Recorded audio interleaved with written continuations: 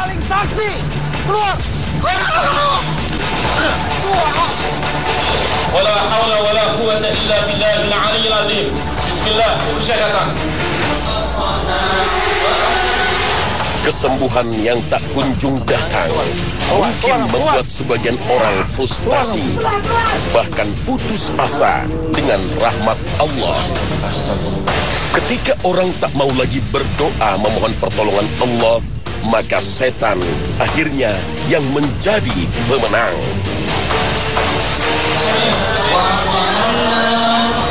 Orang yang menderita gangguan jin atau sihir mungkin mengalami kelelahan harus menjalani terapi ruqyah berkali-kali. Karena bangsa jin yang sudah diusir oleh peruqyah kembali lagi ke dalam tubuhnya. Hingga ia pun terus mencari-cari peruqyah yang dianggapnya lebih sakti. Akhirnya banyak orang yang tergantung bahkan bertawakal pada peruqyah. Mereka lupa peruqyah bukanlah orang sakti yang sanggup menyembuhkan.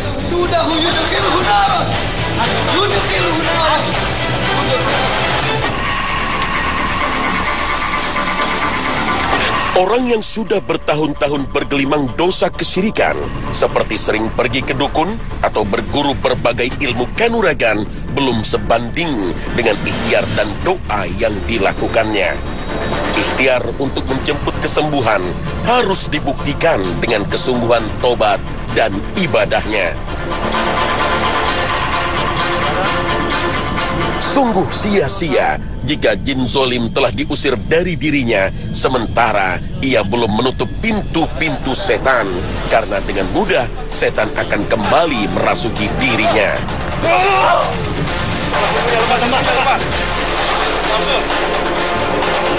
Iblis telah berjanji akan menyesatkan dan mengganggu manusia, seperti yang disebutkan dalam Al-Quran. Iblis berkata, "Ya Tuhanku, karena Engkau telah memutuskan bahwa aku sesat, pasti aku akan menjadikan mereka memandang baik perbuatan maksiat di muka bumi. Dan pasti aku akan menyesatkan mereka semuanya, kecuali hamba-hamba Engkau yang mukhlis di antara mereka." Al-Quran, Surah Al-Hijr, ayat 39 hingga 40.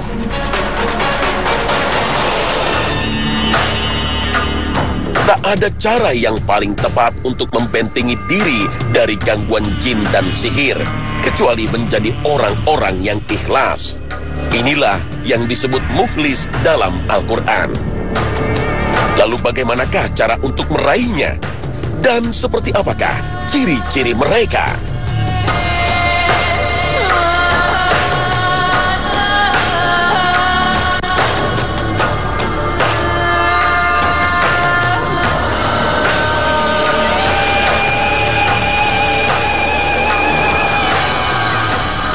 Assalamualaikum warahmatullahi wabarakatuh.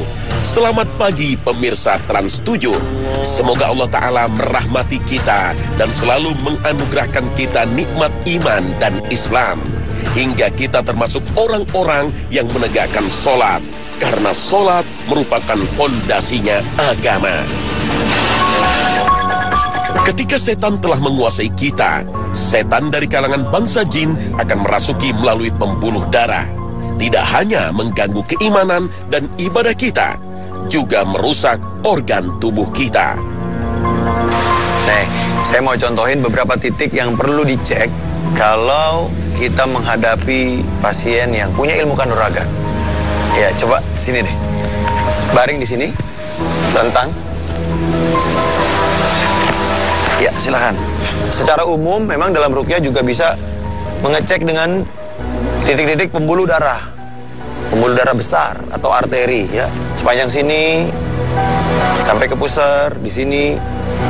Ini titik-titik secara umum, karena setan memang dikabarkan oleh Rasulullah SAW suka bertempat di pembuluh darah. Ada juga pengalaman, ya, dari orang-orang yang minta diruqyah oleh saya itu, mereka kejebak atau terjerumus mengamalkan amalan-amalan yang dia kira ilmu putih.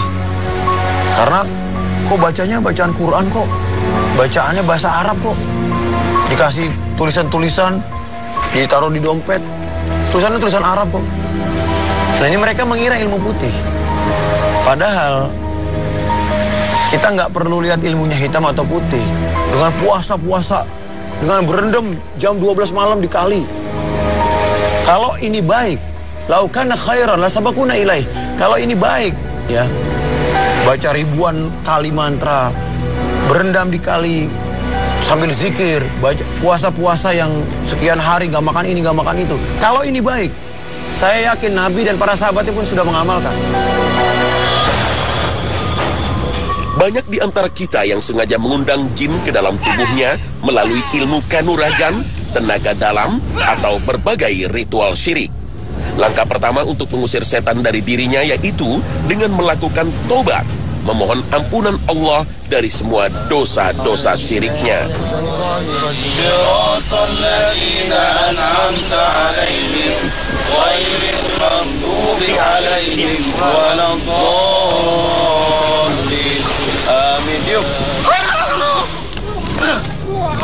Jurus-jurus silat yang diperagakan Bapak ini adalah salah satu reaksi jin ketika dibacakan ayat suci Al-Quran. Bangsa jin yang dahulu diundang ke dalam tubuhnya berontak ketika diajak untuk bertobat dan keluar. Semasa mudanya, Bapak ini banyak berburu ilmu kanuragan. Ajaibnya, hanya dalam beberapa hari, ia mampu menguasai berbagai jurus maut setelah diisi oleh sang guru. Ritual yang dilakukan sesungguhnya memasukkan jin ke dalam tubuh. Cara ini sering dikelabui dengan berbagai istilah seolah-olah tidak berbau syirik. Misalnya, membuka cakra atau mengaktifkan mata batin.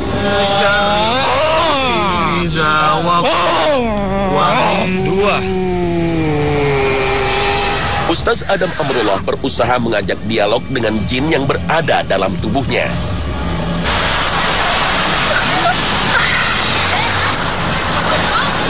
Jangan heran jika ada sebagian jin yang lancar melafalkan ayat suci Al-Quran. Namun ketika diajak bersyahadat, mulutnya tertahan. Baca. Ashhadu. Ashhadu baca. Kita letakkan dulu, cabut dari pangkal-pangkal, cabut keluar, kaki, tangan semua, tarik. Dalam terapi ruqyah, yang pertama kali harus didahulukan adalah mendakwahi baik pasien maupun jin yang berada dalam tubuhnya.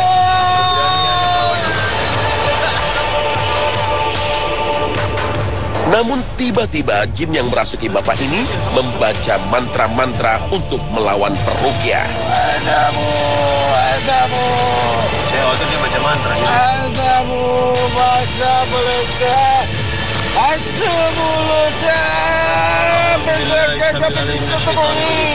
Itu sampai 3, kalau nggak mau keluar, nggak mau masuk Islam, kami bacakan ayat ruqyah. Anggukan kepala kamu kalau ngerti. Jangan biarkan pasien larut dalam kendali jin. Panggillah namanya hingga ia sadar. Minum air ruqyah dan melantunkan azan ke telinga pasien merupakan salah satu cara untuk mengusir jin. Jangan tertipu. Meskipun terlihat sadar, bagi peruqyah yang berpengalaman tak tertipu dengan permainan licik jin. Jin akan pura-pura sudah keluar, padahal karena tak tahan dengan bacaan ayat suci Al-Quran. Wasabana.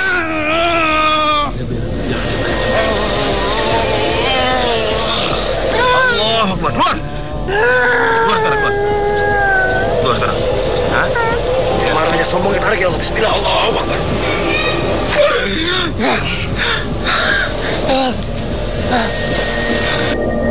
Penganut ilmu kanuragan biasanya dibiarkan untuk mengamuk, dan ternyata setan tak berdaya sama sekali.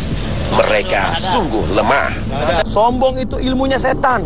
Selama masih ada sombong, ilmu setannya masih ada. Buang semua sombong. Orang yang masih bangga dengan ilmu syiriknya, bangsa jin tak akan mau keluar dari tubuhnya, meskipun berkali-kali diruqyah. Ya Allah. Bangsa jin bisa jadi keluar sementara, tapi dengan mudah mereka akan kembali lagi. Karena itu kunci utama kesembuhan terletak pada pertobatan. Jika ia bertobat dengan sungguh-sungguh hingga Allah ridha padanya, maka tak ada yang sulit bagi Allah untuk menghilangkan berbagai gangguan jin dan sihir.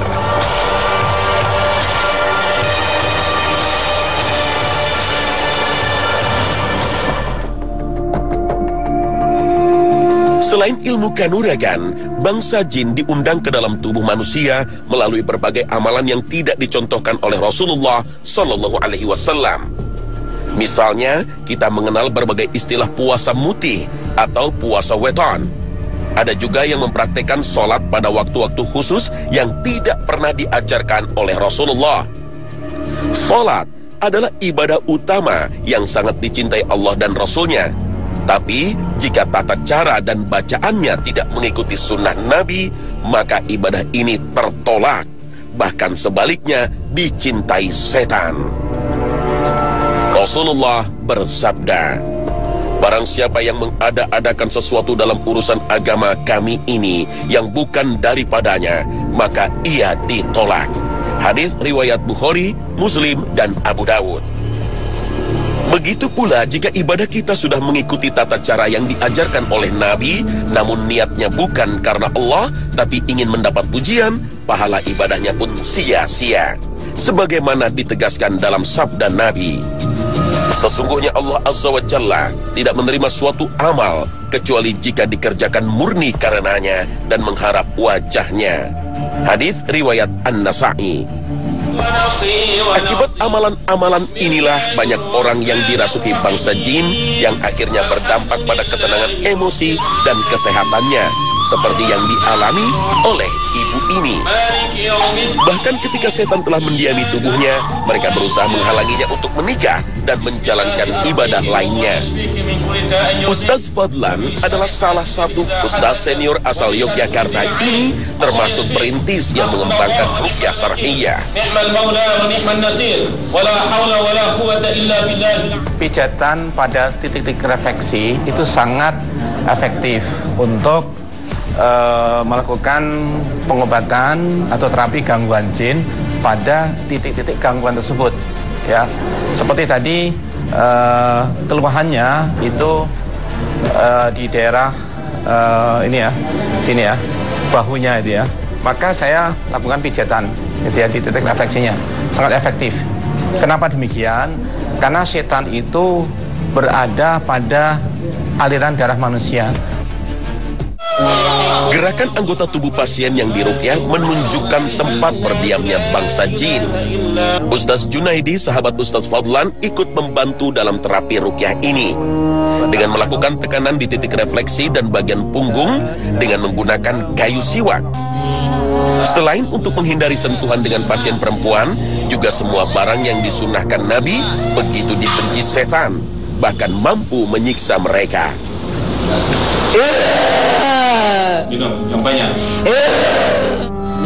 Orang dalam kondisi kesurupan atau dikuasai jin kafir tak mampu untuk mengucapkan syahadat. Jika bangsa jin tak mau diajak untuk bertobat dan keluar dari tubuh manusia, tak ada cara lain kecuali dipaksa dengan dibacakan ayat suci Al-Quran. Setan berada pada aliran darah manusia. Nah, ketika aliran itu kita lakukan tekanan, maka setan pun juga tertekan, tersakiti. Sebagaimana Nabi juga mencontohkan melakukan pukulan di dada sahabatnya yang diruqyah ataupun di punggung sahabatnya yang diruqyah. Maka itu juga bagian dari upaya mengusir setan. Dan Nabi mengatakan, "Ukhruj ya adu Allah," keluar wahai musuh Allah. Terapi ruqyah diakhiri dengan minum air yang sudah diruqyah. Tapi ingatlah, kita dilarang untuk meyakini bahwa air ruqyah adalah air sakti yang mampu menyembuhkan. Karena hakikatnya, semua kesembuhan berasal dari Allah Azza wa Jalla. Inilah ruqyah syar'iyyah, mengusir jin dengan bacaan ayat suci Al-Quran. Selain itu, tidak ada syarat-syarat tertentu yang harus dipenuhi sang pasien. Misalnya dengan mempersembahkan hewan sembelihan atau harus menjalani berbagai ritual tertentu seperti mandi kembang dan wirid-wirid tertentu. Apalagi amalan yang tidak pernah diajarkan oleh Rasulullah yang oleh beberapa dukun meminjam istilah ijtihad. Orang yang tidak bisa diganggu oleh setan apalagi dikuasainya adalah orang-orang yang ikhlas. Karena ikhlas adalah buah dan intisari iman. Qul inna salati wa nusuki wa mahyaya wa mamati lillahi rabbil alamin.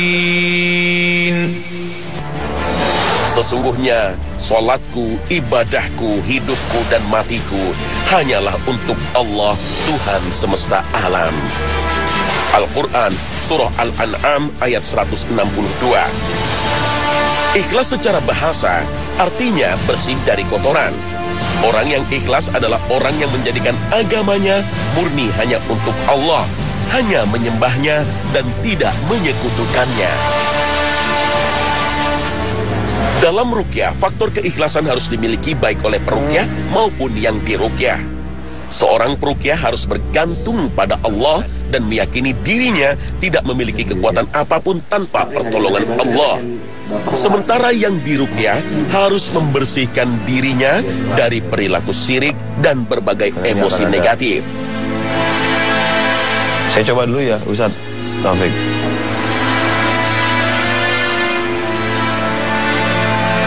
A'udzu billahi minasy syaithanir rajim.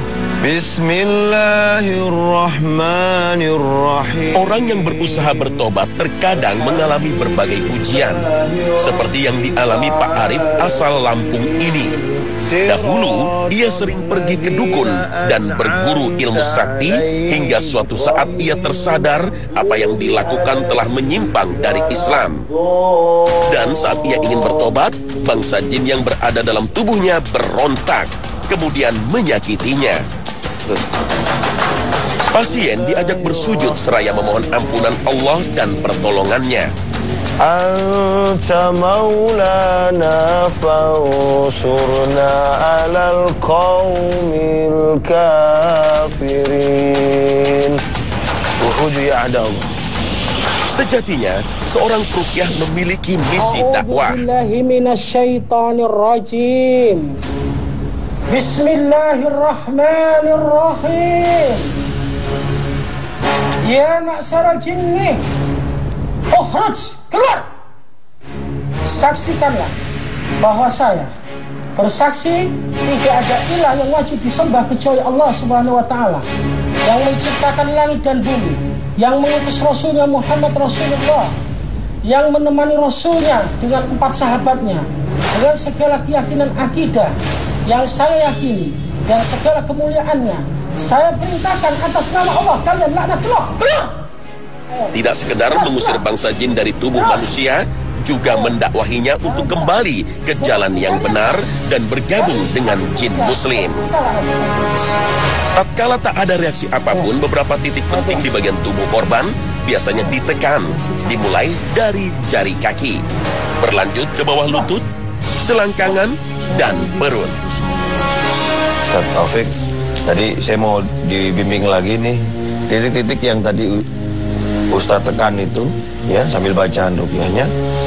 Ini pertama di sini ya? Ya, antara perbatasan kulit dengan kuku. Kulit dengan kuku. Nah, ibu, ya. Ibu kaki, bukan ibu jari, kaki. Ya. Iya, ini. Satu. Kemudian di bawah lutut ini. 2. Di bawah lutut persis. Iya. 2. Iya. Ini begini apa begini? Sebaiknya gini. Ini ya. Ini. 4. Ulu hati. Ulu hati sini. Berarti 1, 2, 3, 4, 5. Yang kelima ulu hati. 5. Ini 6. Ya, pas. Iya. Siku, di atasnya siku ya. Iya. 7. Titik batuknya. 7. 8 pas di sini. Iya, 9. Sampai 9 ya. Iya. Ya, ini taruh. Daerah sensitif lainnya adalah mata. Di beberapa bagian tubuh inilah di aliran darah besar bangsa jin biasa bersarang. Karena itulah, selain ruqyah, pasien korban sihir atau gangguan jin yang parah sebaiknya diterapi dengan bekam. Selain membuang darah kotor, juga membuka jalur untuk keluarnya jin. Bangsa jin adalah makhluk gaib. Hanya Allah yang maha tahu bagaimana mereka keluar dari tubuh manusia.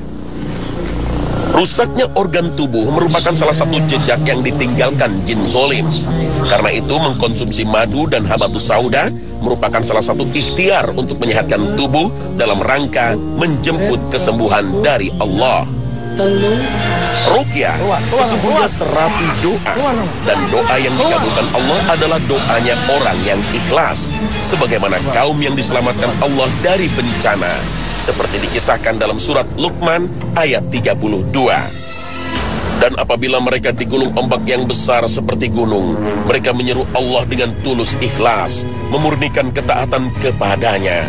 Maka tatkala Allah menyelamatkan mereka sampai di daratan, lalu sebagian mereka tetap menempuh jalan yang lurus, dan tidak ada yang mengingkari ayat-ayat kami selain orang-orang yang tidak setia lagi ingkar. Selain doanya dikabulkan Allah, orang yang ikhlas akan diselamatkan Allah dari tipu daya iblis yang diabadikan dalam surat Shad ayat 82 hingga 83. Demi kekuasaan Engkau, aku akan menyesatkan mereka semuanya, kecuali hamba-hambamu yang ikhlas di antara mereka. Ayat ini merupakan penggalan kisah Nabi Adam alaihissalam dan pembangkangan iblis terhadap Allah karena tidak mau sujud kepada Adam. Iblis memohon kepada Allah untuk ditangguhkan kematiannya hingga hari kiamat. Dan iblis beserta pasukannya bersumpah akan menyesatkan manusia dengan bujuk rayunya, hingga manusia menjadi penghuni neraka, kecuali orang yang ikhlas. Mereka tidak akan dapat digoda iblis karena mendapat perlindungan Allah Subhanahu wa Ta'ala. Inilah saatnya kita bertobat dan berusaha menjadi hambanya yang ikhlas, yang memurnikan semua penghambaan kita hanya kepada Allah semata. Lihat lautan pasir ini. Bagaimana jika dosa Anda sebanyak ini? Dosa kesyirikan, maksiat-maksiat. Allah Maha Pengampun. Allah mengampuni semua dosa. Dosa syirik, seluruh maksiat Allah ampuni.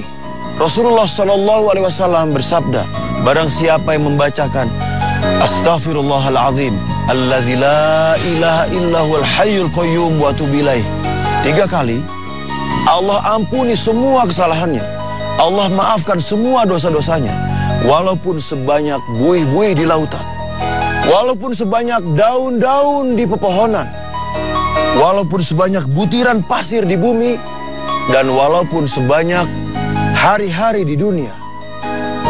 Allah Maha Pengampun selama kita mau sungguh-sungguh bertobat kepada Allah.